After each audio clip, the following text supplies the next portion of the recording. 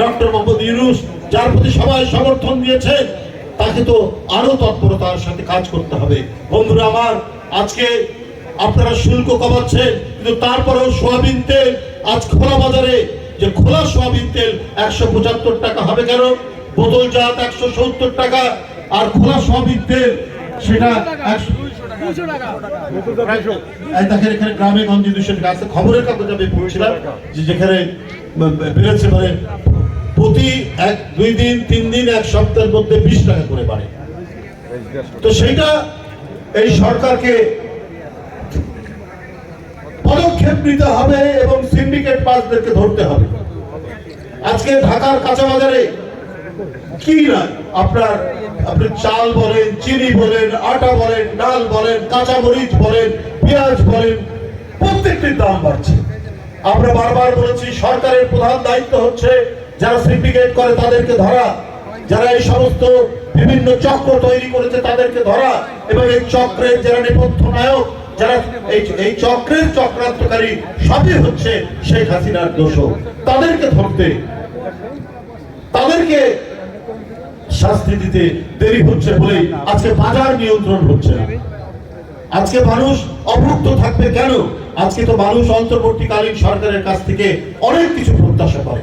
আপনারা উদ্যোগ নিচ্ছেন ঠিকই, আপনারা প্রচেষ্টা নিচ্ছেন, কিন্তু যারা দায়ী, যারা অন্যায় করছে, যারা সিন্ডিকেট করেছে, তাদেরকে গ্রেফতার করুন। দেখবেন এমনি চালের দাম, ডালের দাম, বেগুনের দাম, আলুর দাম এমনি কমে যাবে বাজারে।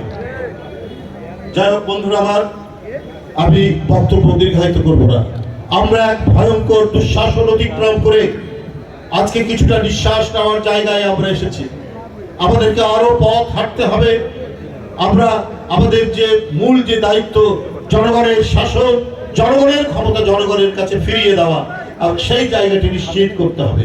অন্তর্বর্তীকালীন সরকার যে প্রতিশ্রুতি দিয়েছেন, তারা একটি নির্দিষ্ট সময়ের মধ্যে যত তাড়াতাড়ি সম্ভব একটি অবাধ, সুষ্ঠু, নিরপেক্ষ নির্বাচন, ইনক্লুসিভ নির্বাচনের ব্যবস্থা করবে, যাতে আজকে 17 বছর এদেশের মানুষ, এদেশের ভোটাররা ভোট দিতে পারেনি, সেই অবাধ নিরপেক্ষ নির্বাচনের মাধ্যমে প্রত্যেকটা ভোটার যাতে ভোট কেন্দ্রে যেতে পারে, সেই পরিবেশ মানুষ চায়। সেই পরিবেশ নিশ্চিত করবে অন্তর্বর্তীকালীন সরকার। তার জন্য প্রয়োজনীয় যা যা ব্যবস্থা করা দরকার সেটা করবে, সংস্কার সেটা করবে। কিন্তু এটা যদি বারবার প্রলম্বিত হয়, এটা যদি দীর্ঘক্ষণ কালক্ষেপণ হয়, তাহলে কিন্তু আবার মানুষের মধ্যে নতুন নতুন প্রশ্ন দেখা দেবে। তো সুতরাং যে কথাটি আমরা বারবার বলে এসেছি, এই আন্দোলন তো 1 মাস 1.5 মাসের না। গণতন্ত্র ফেরানোর জন্য, শেখ হাসিনাকে প্রতিহত করার জন্য প্রায় 16 বছর এদেশের মানুষ রক্ত ঝরিয়েছে, এদেশের মানুষ নিজের জীবন দিয়েছে, এদেশের মানুষ নানাভাবে ক্ষতিগ্রস্ত হয়েছে। শেখ হাসিনা রক্ত পিপাসু মানুষের জীবন নিয়েও সে ক্ষমতায় থাকতে চেয়েছে। তো এত লড়াই, এত সংগ্রামের মধ্যে দিয়ে যে আপনার যে আত্মত্যাগ মানুষ করেছে, সেটা কিন্তু মানুষের কাছে তার ক্ষমতাকে ফিরিয়ে দিতে বেশি কালক্ষেপণ করাটা ঠিক হবে না। যাই হোক, আমরা বিএনপি পরিবার তারা আজকে যে উদ্যোগ নিয়েছেন সারা বাংলাদেশে, আমি আবারও তাদেরকে ধন্যবাদ জানাই। এর পেছনের নেপথ্য কারিগর এবং যিনি নেতা, তিনি হলেন তারেক রহমান, দেশনায়ক তারেক রহমান। তিনি এক প্রত্যন্ত অঞ্চল থেকে শুরু করে ঢাকা শহর, যেখানে কেউ আহত হয়েছে এই শেখ হাসিনার পেটুয়া পুলিশ বাহিনীর গুলিতে, কারো হাত নেই, কারো পা নেই, কেউ অনেকেই বঙ্গুত্ব বরণ করেছেন, কারো 1 চোখ নেই, কারো 2 চোখ নেই, অন্ধ হয়ে গেছেন, চোখ কানা হয়ে গেছে।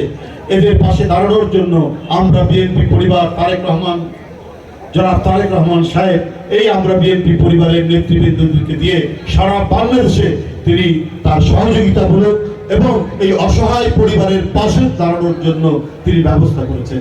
আজকে এই এলাকায় আমাদের আসা সেই উদ্দেশ্য দিয়ে আমাদের যতটুকু সম্ভব, আমাদের যে সামর্থ্য, সেই সামর্থ্য দিয়ে আমরা এখানে কথা বলে যাব। এবং আমাদের এই সংগঠন যারা পরিচালনা করে, আতিকুর রহমান, রুম্মন, মিথুন, এদের সাথে আপনারা যোগাযোগ রাখবেন। পরবর্তীতে আরো কিভাবে তার সহযোগিতা করা যায়, সেই সহযোগিতা তারা করবেন। সেই সমস্ত সেই দায়িত্বগুলো তারা নিয়েছেন এবং প্রয়োজনে আরও কোনো কিছু করার থাকে সেই বিষয়টি তারা আমাদের নেতাকে জানাবে। সুতরাং আজকে এখানে এই এত বেলা পর্যন্ত আপনারা আমাদের কথা শুনলেন, বক্তব্য আমরা রাখলাম আপনাদের কাছে।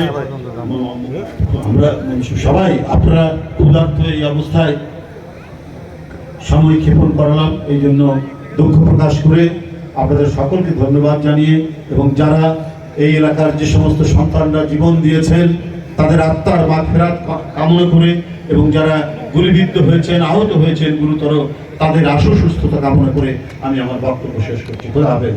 বাংলাদেশ জিন্দাবাদ।